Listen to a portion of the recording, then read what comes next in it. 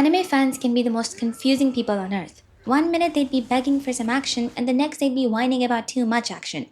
The problem here is that these so called critics forget that action and storytelling aren't two separate things. JJK, for one, doesn't do mindless action like most people assume, and today we'll go over how action can become the story itself. There has been this brain dead correlation going on between action and story that claims that too much action equals a mid show. Like, for example, Maki's sumo pose against Naoya. There were complaints on how it was too fast and it wasn't explained the way it was in the manga.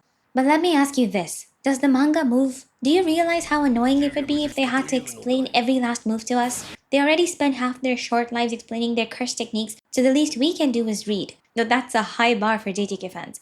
Another thing that comes up a lot is how the constant action makes it impossible to get close to the characters. But the action itself tells you everything you need to know about them. Each of their curse techniques are extensions of their personalities. Like Yuji, for example, is very straightforward and throw his hands kinda guy, so his signature move, the Black Flash, matches his simple and resilient nature. Megumi, on the other hand, tends to hold back, being the potentially emo man that he is, and so his abilities are literal shadows that are shapeless, limitless, and hidden from sight. Then there's Nobara, whose ability lets her resonate with her opponents using her straw doll, which represents her empathetic and emotionally perceptive nature. She may not be physically or academically gifted, but she's got the spirit. And the more I talk about her, the more I wish she had gotten more screen time. Kind of contradicting myself here, but we cannot be getting emotional about something the most emotionless man wrote. Anyways, JJK doesn't randomly assign abilities like how quirks develop in My Hero. No one wakes up as a random spray bottle head. With that said, no action-heavy scene is just action for the sake of action. It's literally a stage to reveal each actor and their stories. Again, you gotta read between the scenes to catch all that. Put JJK in slow motion and you'll see the art in every frame.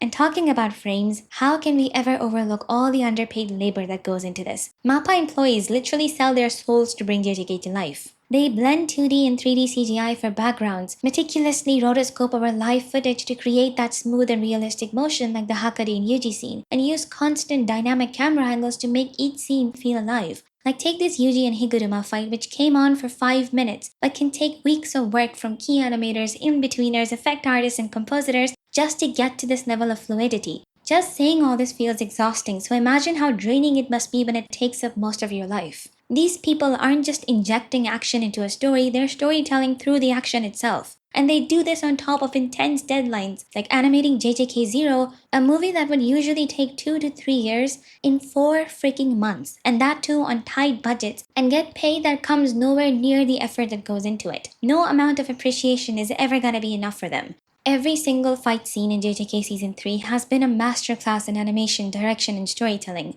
No words could ever be enough to do justice to this level of quality. Like, you don't even need to understand any of the technical aspects of animation. Just the emotion it conveys is more than enough to understand that anime and animation itself has come a long way, and we're some of the luckiest people who get to witness this all year long. So if you see another comment or thread or tweet complaining about it, just unleash a Mahoraga or two on them.